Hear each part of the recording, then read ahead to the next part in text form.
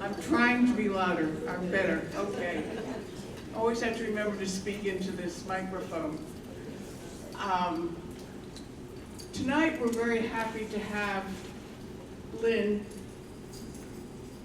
speak for the family and tell you what's going on with Max. We hear all kinds of stories, but now you're going to get it right from the horse's mouth.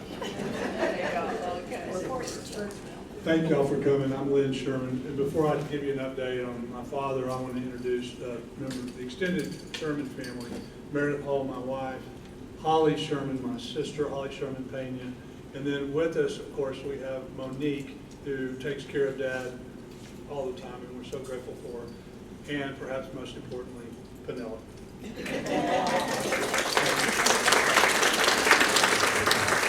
As many of you may know, Dad blew a tire. He broke his leg. And to get a little more specific than you might have asked, Dad, he had his left knee replaced a number of years ago, which would be the bottom of the femur. He broke his left femur in 2015, which had a rod, and he broke it again from between the bottom of the rod and the top of the knee. And he now has plates, and we're now calling him the Bionic Man. And we're very happy that y'all are here. And it was real important that, to Dad that we go ahead and continue with this performance tonight. And thank you all for doing so. On behalf of the Sherman family, thank you for being here.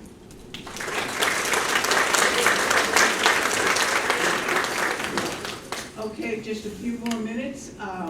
Debbie Pearson would like to say something.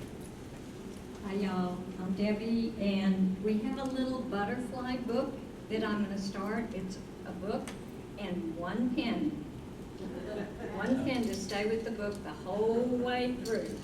And if all of you want to just write a get well note, or you're enjoying the evening, or whatever you want to Max, I'll collect it by the end of the evening and we'll get it to you to take to your dad. Thank you.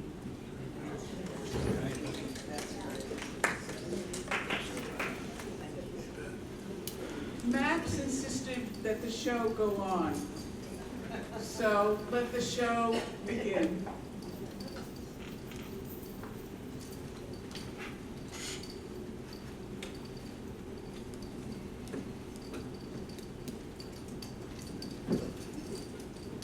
Good evening. I'm here to thank you for coming to our first reading of Releasing the Butterfly. This play is a love story, an offering, a tribute to all those who struggle in this life. As the stage manager, I'm not one of the characters in the play. My function is to describe the action that you would see if the play were staged. There are two main characters, Jeannie and Max Sherman, and a chorus of three voices. In the tradition of the ancient Greeks, the chorus sometimes narrates, sometimes befriends, and sometimes philosophizes. I will now ask all of you in the audience to silence your cell phones. Any phone that rings during the performance will be seized by the cell phone police and auctioned off for charity. Are you ready? Yes. The play begins with the chorus. When we are born, how do we know what challenges we will face in life? Which of us will be born into a famine or a war zone? Or the tropics with rising sea levels. How many of us will be delivered to an incubator, not quite ready to breathe on our own? Who will befriend us if we are orphaned? Will we fall into slavery or get buried under a pile of rocks? What will be required of us as we set foot on life's journey? Will we have the good fortune to fall in love? What happens when that love is undermined by a volcanic eruption of the mind? How strong or brave will we need to be? My Alzheimer's journey began with a simple concern 14 years ago. It survived a tsunami. It now continues along an uncharted, vast wilderness river. I have a canoe and 2 sets of oars. Max, my husband, rows with me. I was concerned about forgetting or not remembering things, about getting lost while taking our granddaughters to school, and about giving up my own car. Our canoe was a senior living apartment in a life care community, just in case dementia migrated to Alzheimer's. The tsunami hit one night when Max looked into my face and saw a ferocious lion. We now live apart. I am in number 1115 of the memory unit on the 1st floor. Max is in our independent living apartment, number 3007 on the 3rd floor. But we still row together. In the bleak house of Alzheimer's, love is fragile and often on the brink of losing its power. If one is not careful, everything can become medical, pharmaceutical, clinical, legal, agonizing, suffocating, both to the beloved with Alzheimer's and to the caregiver. How do I explain Alzheimer's? It's like Carl Sandburg's poem, Fog. The fog comes on little cat feet. It sits looking over its city on silent haunches and then moves on. We keep rowing. Dementia creeps in on little cat's feet as it sits on silent haunches, waiting to pounce on you with early stage Alzheimer's. Before it overwhelms you with tidal wave after tidal wave of a catastrophic tsunami.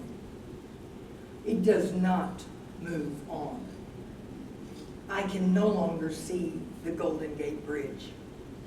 Max and Jeannie fell in love in the shadow of the Armstrong Browning Library on the campus of Baylor University. Elizabeth Barrett Browning's sonnet, "How do I love thee, let me count the ways," rippled through their 60-year marriage. Max, let's tell our story.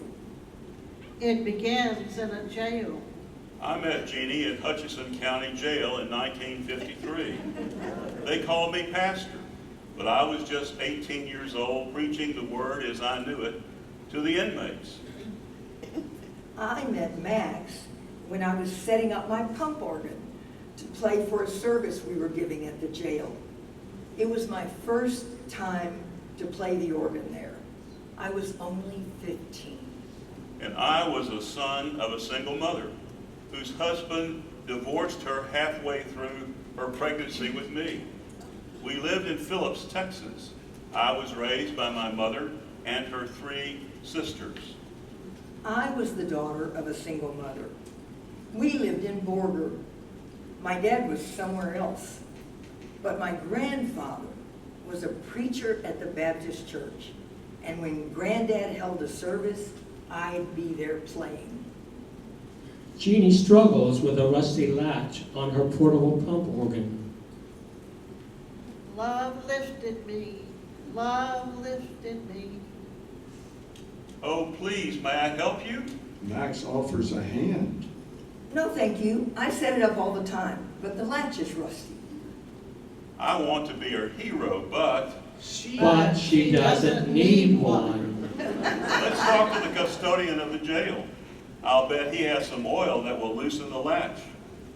The custodian applies the oil and the latch loosens. Jeannie sets up the organ easily. Thank you. I never had a boy talk to me like I was on his level. This guy is different. I never believed women were fragile vessels in need of a man's protection. I was raised by my mother and 3 aunts. There is such a thing as love at first sight. You just saw it. Max is smitten. They've had their first dance. Max and Jeannie bump into each other on the campus of Baylor University. Aren't you the organist I met a few years ago? Aren't you that ministerial student I met at the jail? Oh, no way, I'm pre-law. Would you join me for a soda in the student union? We should catch up. They sit across from each other and sip sodas. Are you still dating Donald? You said to me he might be the one. He made the fatal mistake of asking me to marry him. What? He did not know me. His world is athletics. My world is music and literature. He wants to have a wife to help him with his coursework. Never did it cross my mind to marry a coach and be the custodian of the dishes and the diapers. Jeannie isn't shy. She knows what she wants, and she isn't afraid to assert herself. Not in a mean, arrogant, or aggressive way. She has a quiet determination, a serene sense of confidence. She doesn't seem to be looking for ways to get to know me better, but I'm inviting myself into her life so I won't lose her. We always have a lot to talk about. You know, Max, my dorm room is small and really noisy. Want to meet at the library? Yeah, we could study together with time to spare. It works. Then they meet to go to the theater, concerts, worship services. They recite poetry together. T.S. Eliot. Whatever you want, be sure that it is what you want. Jeannie gets special permission to practice using the organ in the Tidwell Bible Building, a great honor. Max finds his way inside to listen. Sometimes he walks her home. I'm so captivated by my class with Dr. Christine Fall. Have you taken anything from her? No, I haven't, but I've heard good things about her. There's this class I'm taking called Integration of Abilities. Paul Baker gives us these unusual exercises so we can get in touch with our ideas from our conscience. I'm so amazed at what students seem to find. Tell me more. You seem excited. I am, but it's rather hard to explain. Well, the final exercise is a long process that starts with picking an object, drawing it, then moving out the line of it. It was a different experience for me. I came up with a brief story about a man who was the last person in the world, a Dakota brave. Do you want me to read it? Yes, please. Well, this brave stands in a meadow wearing only a loincloth on his lean body, facing the setting sun at the back of the stage. His hands touch the palm above his head in a worshipful pose. As one foot is safely on the grass, he pauses, almost as if in midair. His gaze focuses on a gorgeous butterfly gliding back and forth across the meadow. He dips and rises to perfectly mimic the harmony and grace of the butterfly.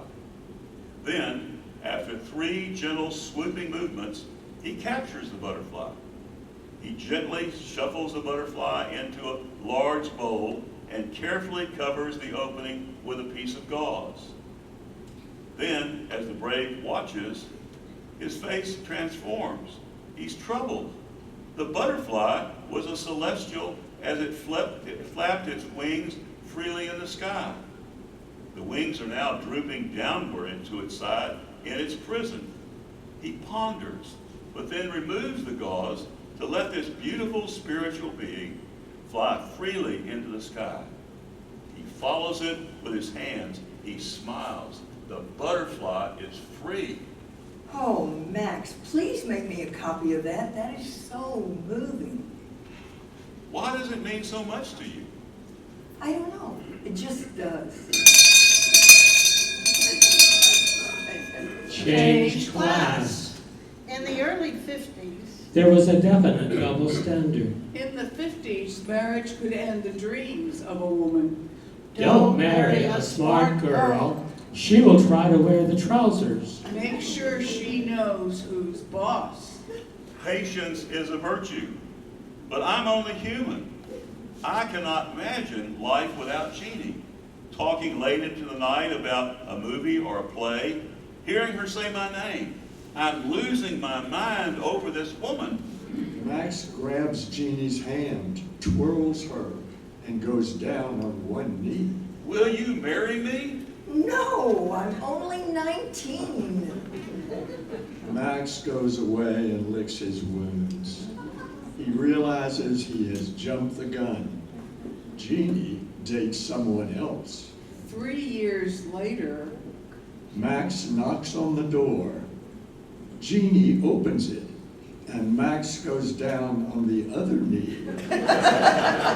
Will you marry me? No, we aren't ready. I may love you, but we have to wait. I'm committed to getting a graduate degree, maybe even my PhD. You have the rest of law school and then the military. I can't even think about marriage until the direction of our lives is clearer. Max retreated, determined to go his way, to accept defeat. He threw himself into a different future. They both dated other people. Time passes. They lose touch. I'm living my dream. I've entered the master's program at the University of Wisconsin, but I miss talking to Max.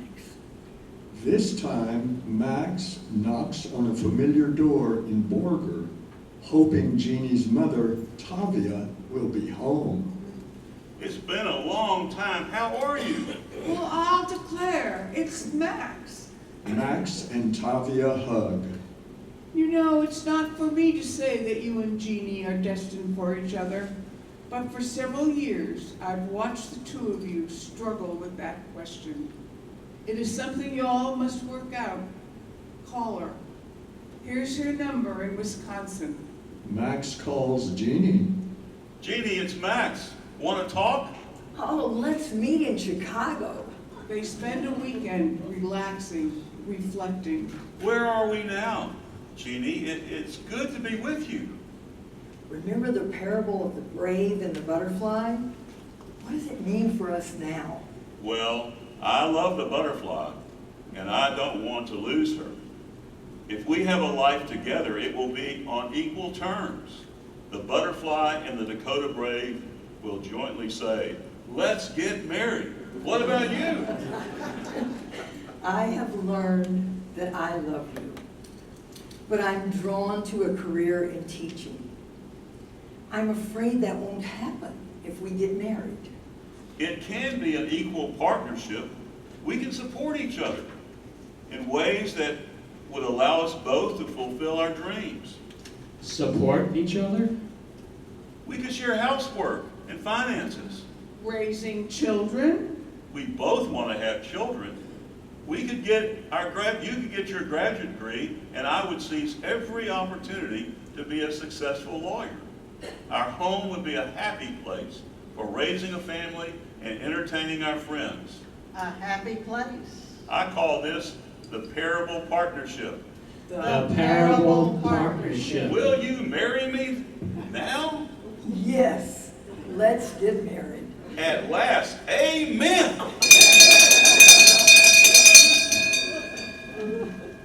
There's a yellow rose in Texas. She's gonna marry me.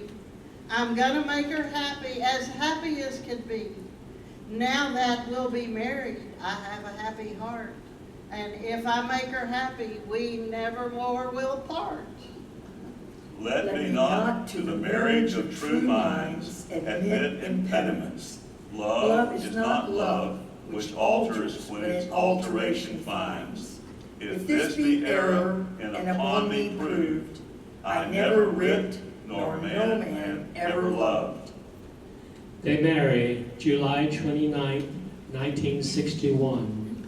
There's a yellow rose in Texas, and she just married me, and now my heart is happy as can be.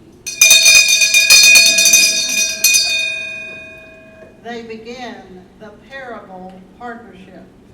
And what a magical, joy-filled life they have. They begin saving for the future, $50 a month. Max completes his military obligation. Jeannie plays for 4 church services each month. Max rises through the ranks of the law firm. They are finalists for a national essay competition for lawyers. They work on it together, and Max submits it. They buy a home. Jeannie decorates it with her exquisite taste. Max has made a law partner. They join a bridge group. They get pregnant. I'm so excited. But let's keep it a secret just a little bit longer. The baby starts coming in the middle of a Shakespeare play. Lynn Ray is born. Holly Ruth arrives the next year. Jeannie finishes her master's degree. Jeannie surprises Max by signing him up for the White House Fellows. Unexpectedly. They become one of the national finalists. We jump into politics. Max runs for state senator. I love meeting so many people. They campaign in every county. They win.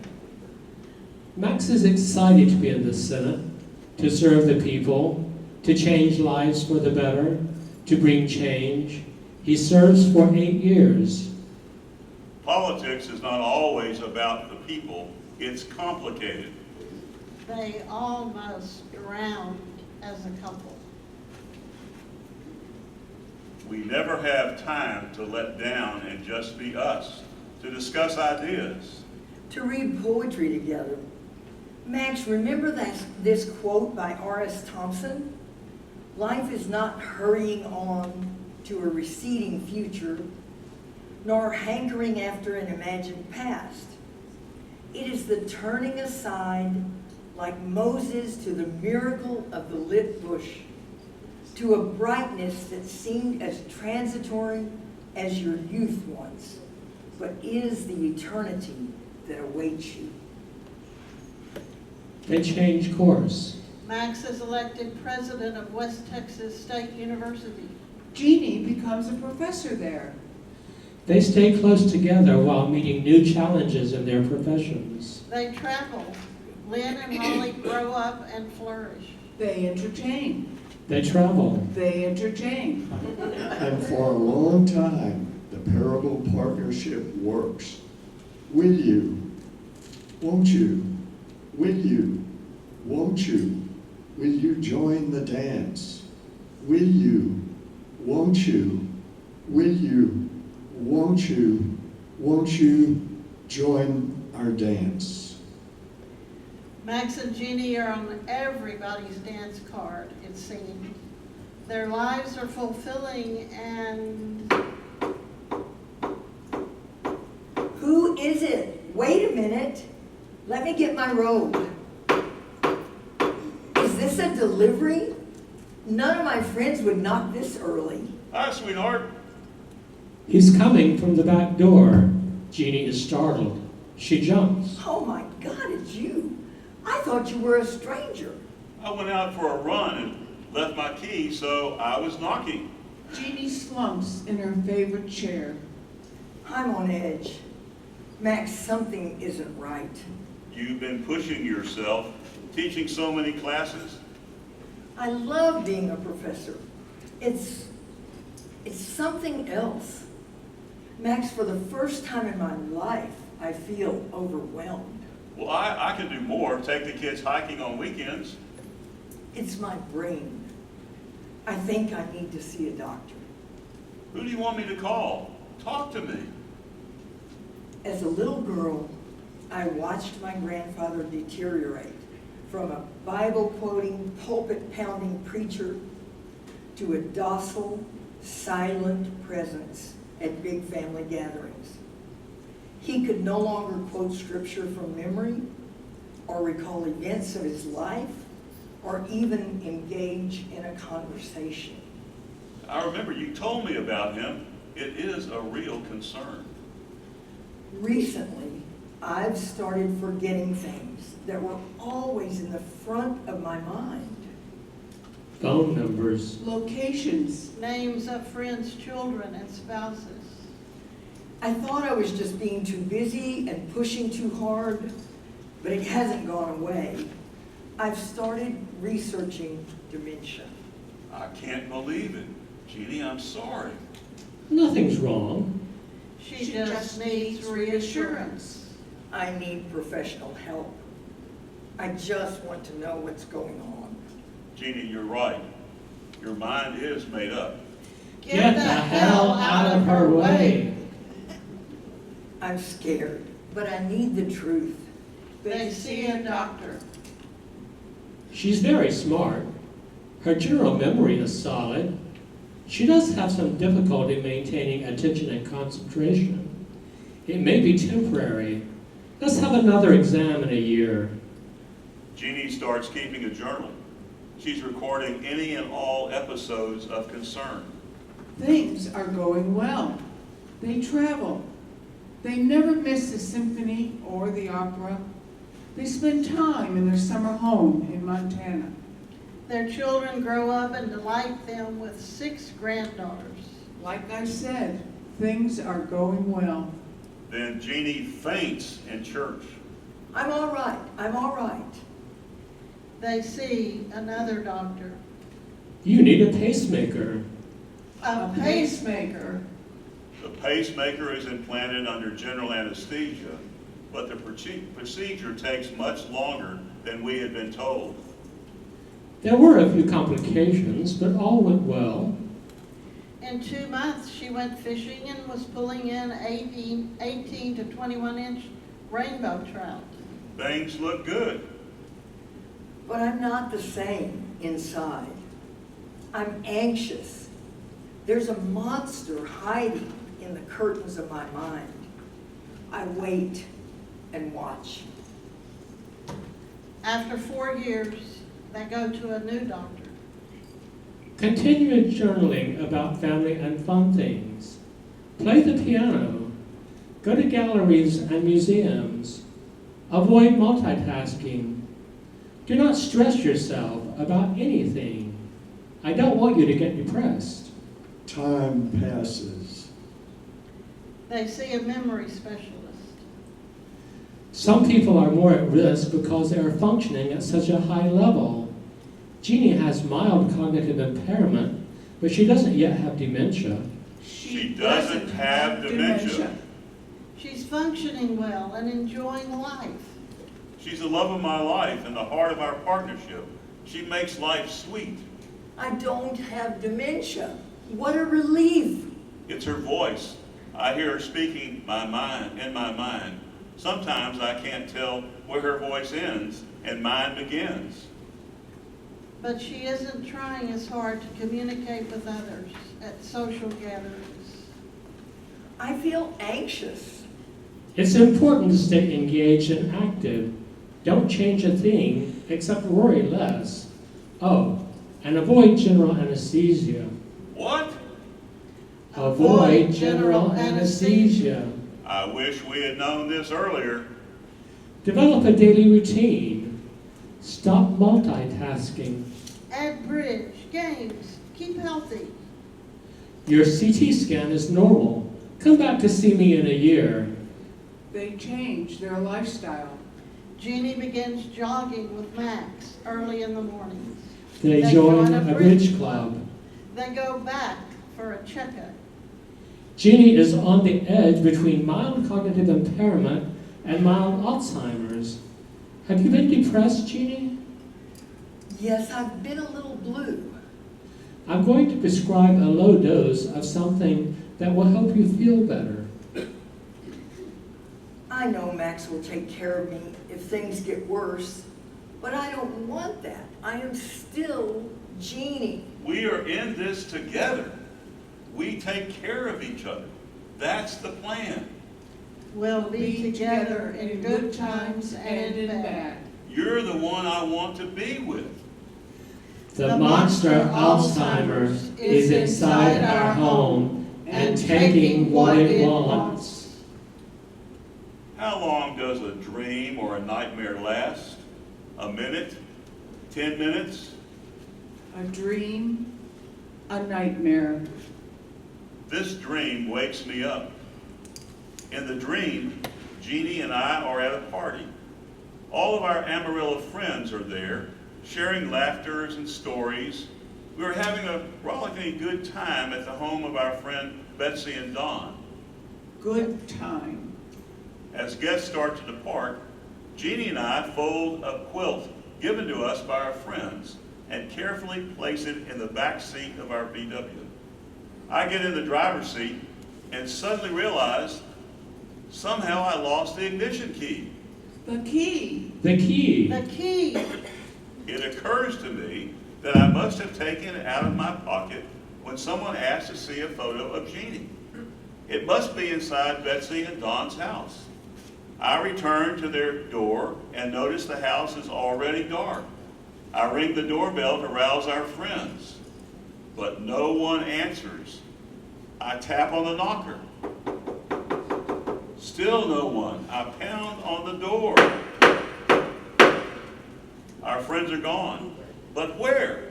How could they have left in the brief moment that Jeannie and I had walked outside and gotten in the car? And because back in those days, we had no cell phones or Uber to call, not having a key and a way to get home was no minor problem. Problem. My mind spins. Am I starting to panic? When the terror wakes me up,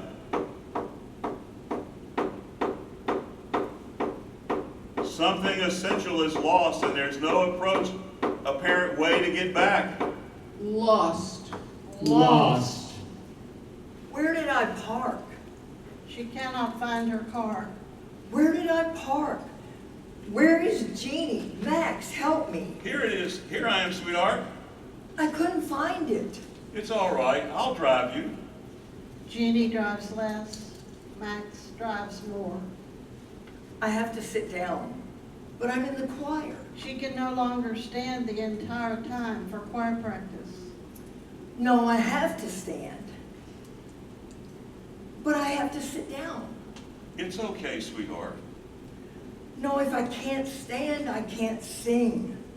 Where is Jeannie? No more choir practice. Let's play bridge. Max, it's too frustrating to play, and I used to enjoy it so much.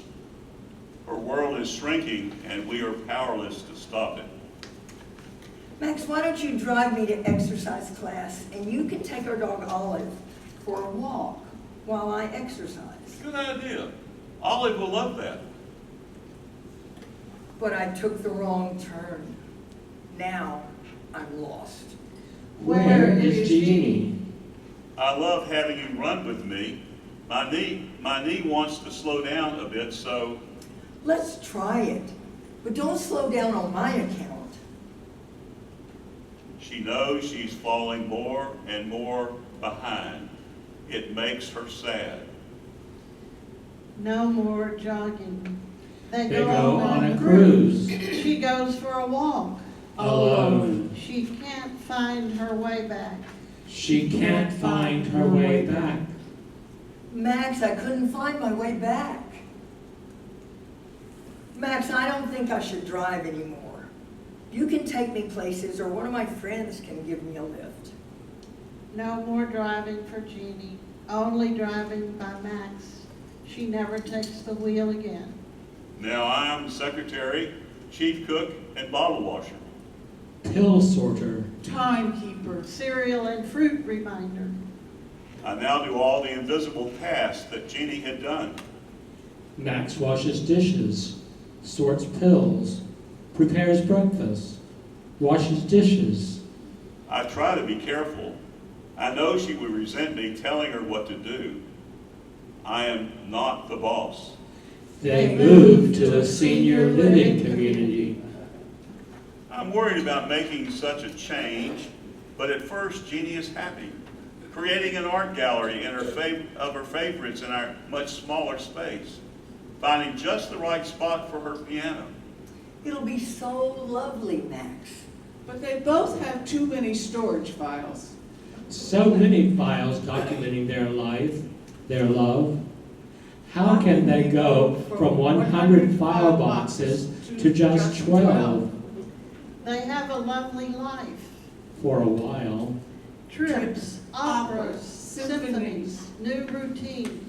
Reading newspapers on the balcony and discussing current events. Art class, Walking the dog. Afternoons sitting on the balcony. Sunday church, Jeannie gives him haircuts, plays the piano, returns for organ lessons. They still play games. but only basic versions, No more sitting through a performance. without a trip to the ladies' room. Her art pieces get simpler. No color, No caption, No more morning discussions. no more hair trims. I mourn each of these losses, like a survivor watching old friends pass away. Who or what would be the next to go? As Jeannie's partner and caretaker, I am the keeper of this sad list. She still reads music. Recently, she played Rimsky-Korsakov's Love Song of India, and so many hymns. they go back to the doctor. Tell me about a favorite memory from your journal outside of family that you would consider outside the box. Well, this may come as a surprise to Max, but my most favorite memory is coming out of the water at Lizard Island, standing on the sand and feeling the water drop off my body. I loved snorkeling and catching big fat trout. Activities that are part of my life because Max loved me and challenged me to give it a try. He challenged me to reach out into the stratosphere, way beyond my comfort zone. I was always afraid of water. I could paddle, but didn't really know how to swim. Max coaxed me to swim with him. I agreed as long as he would hold my hand. We swam side by side with the most beautiful psychedelic life below the surface. It was exhilarating to step out of the water on that sandy beach. I had been to heaven. Flip through your journal and tell me what you liked best about politics. Oh, I loved campaigning and winning. But what I loved most was walking parade routes, hurriedly shaking hands and putting a piece of hard candy into a child's hand. I would walk one side of the street and Max the other. Each of us wore a large badge. Mine said Jeannie in bold black print, and Max's said Max. She should be much worse, but she isn't. If you do not see some change this year, there is no need for her to come see me next year. I urge Jeannie to buy a sketchbook and do a drawing each day. Throughout our married life, one of my joys is watching Jeannie enjoy the natural world. She loves to draw, and when she is out in nature, she is in another of her heavens. One summer morning, while vacationing in their Montana home, They were watching a bald eagle, as they had so many times before. Look at the eagles. When did I meet you? Look at the eagles. Look at the eagle. Oh, Max, isn't it wonderful? Another time, they were grabbing a burger. When did I meet you? Oh, you know, I fell in love with you the first time I laid eyes on you. Christmas with the family, staying in a large, dark bedroom suite Jeannie had never seen before. I can't sleep. My eyes are wide open. This place is spooky. When do we leave? I didn't realize how unsettling it can be for someone with Alzheimer's to change routine and environments all at once. Spooky. Too much space. Max puts his hand on her shoulder, but she sparks and jerks away from his touch. Don't mess with Jeannie while she's under stress. We are on a journey marked by uncertainty. My desire is to live in the moment with my Jeannie. No past. No future. Just live in the present with Jeannie. Max always gives credit to Jeannie. Our roots go back to music and public service. I've always gotten most of the recognition, but everything I've done has been in partnership with Jeannie. She has made it possible for me to be recognized. Most people have no idea that Jeannie And Max. are dealing with a monster. People praise Jeannie's work. But She stops asking to help with breakfast. She stops asking if it's time to walk the dog. she stops cleaning up doggy accidents. Jeannie sits and watches daytime TV. They take Olive to the vet. It's time to put down your doggie. I'll stay with you till Olive passes. Goodbye, sweet Olive. They grieve. No more games. No more more jogging. No more choir practice. Too many trips to the bathroom. No more deep discussions with Max. When did I meet you? No more family gatherings. When did I meet you? No more multitasking. When did I meet you? No more. No more. No more. Then one day they were going to an exercise class of some kind. I make her breakfast, lay out her workout clothes, and nudge her. Let's be on time. Don't worry, they won't start without me. They reached the bottom of the elevator. I'm not going to that place again. All you say is, let's be on time. Get in line. You're out of step. Hurry up, you're late. I didn't realize I was making all the decisions. I choose the TV shows to watch. I choose the food we eat. I choose the clothes she wears. I select what we read. I urge her to play the piano. And the ultimate insult, I say, let's be on time. I am Jeannie. Don't treat me like a thing. Forgive me, my love. I get it now. I am Jeannie. Max was stealing Jeannie from Jeannie. Nibble by nibble. I forgot I was her partner. Not her parent. I was making every decision. And not asking what she wanted. She wants to be asked. She needs to be asked. She is trying to defend herself, to hold on to her autonomy. I know that now. I am grieving. Just as all caregivers mourn. They mourn the lives they once had. They mourn the person their loved one used to be. I want my Jeannie back. Jeannie, come home. Don't throw in the towel. We're in the ring with Alzheimer's. This monster won't defeat us. The lover and beloved must put on boxing gloves. There will be cut lips and blood and swollen eyes. There will be times when the caregiver collapses to the ground and screams, "Enough!" Just as I am, though tossed about with many a conflict, many a doubt. There's a gentle knocking on the door. It is the middle of the night. The security guard appears. May I help you? Jeannie looks at him, turns around in a circle, seems confused. Would you like to return to your apartment? Jeannie stares at him. What is your name? Jeannie wrings her hands and looks around. The guard takes her hand and leads her home. He knocks on the door. Max opens it. Jeannie rushes to him and hugs him.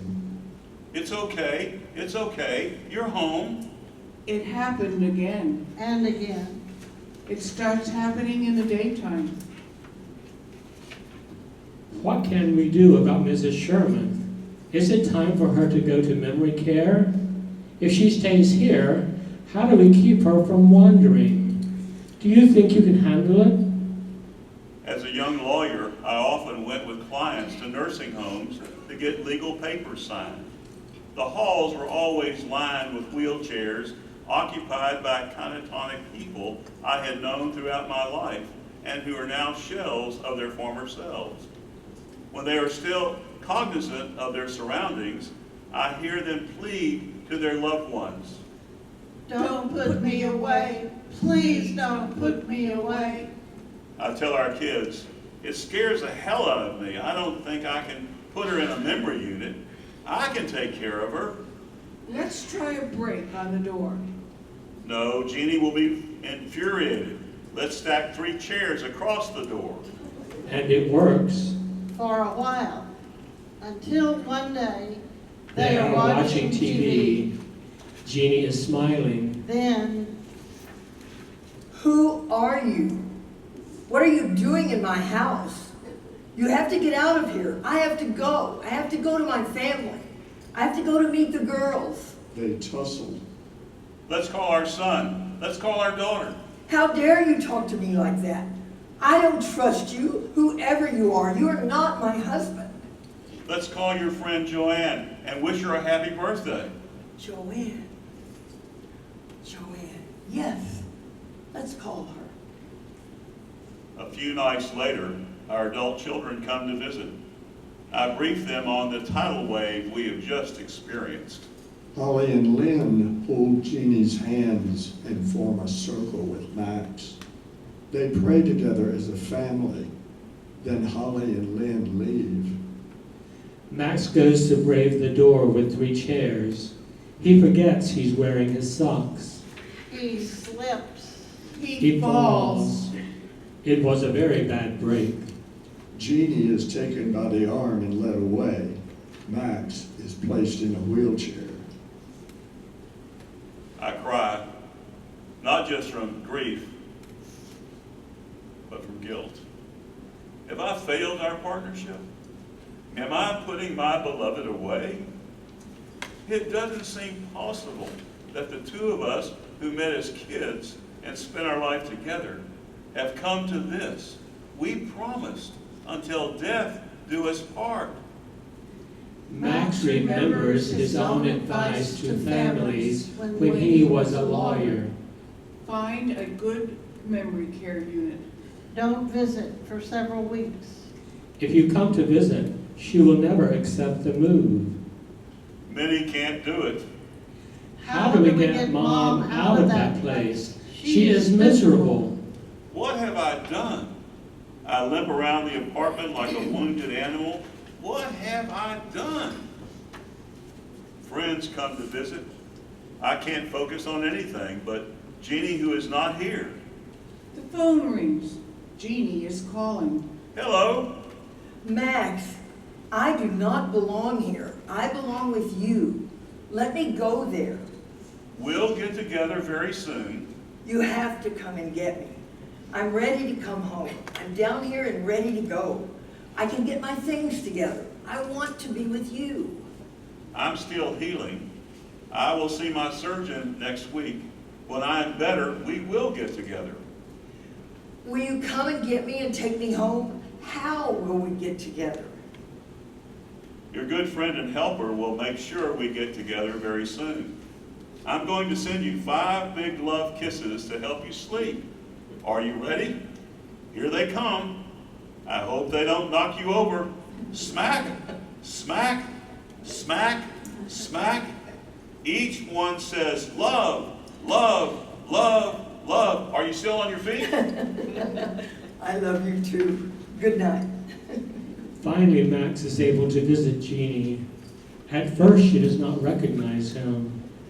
That is good.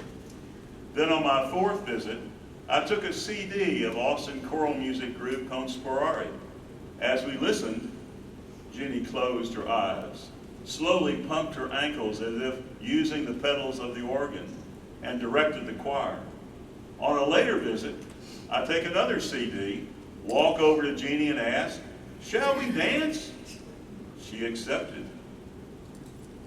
I'll see you in my dreams, hold you in my dreams. Someone took you out of my arms. Still, I feel the thrill of your charms. Lips that once were mine, tender eyes that shine. They will light my way tonight.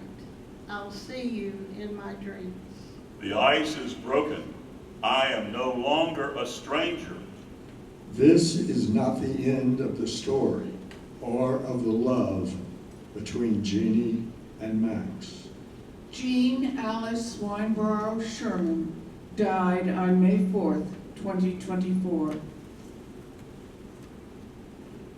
Why have I lived? Why have you lived?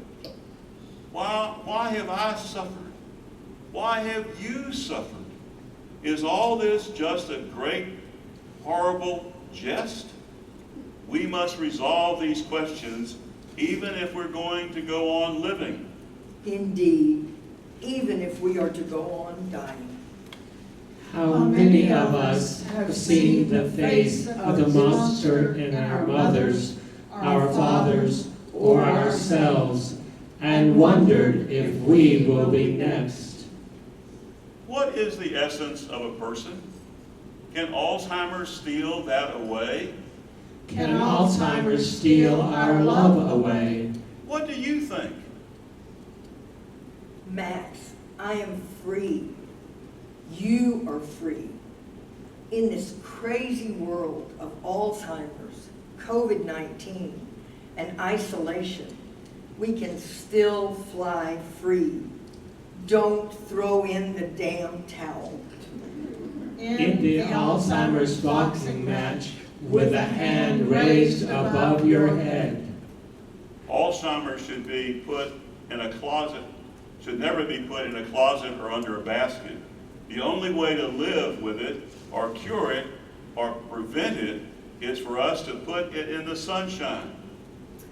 I hope before we bring our story to an end, you will know that Max and I live and love just as deeply as ever with this terrible disease.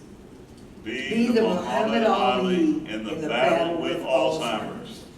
There is no knockout.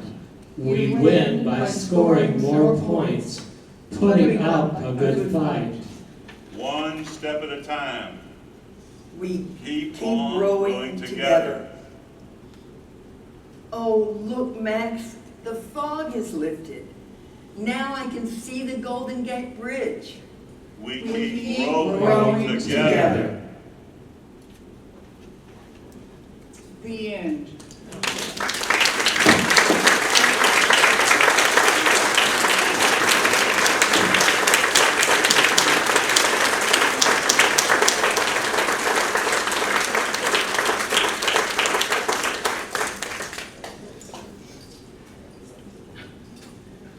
There'll be autographs at the stage door.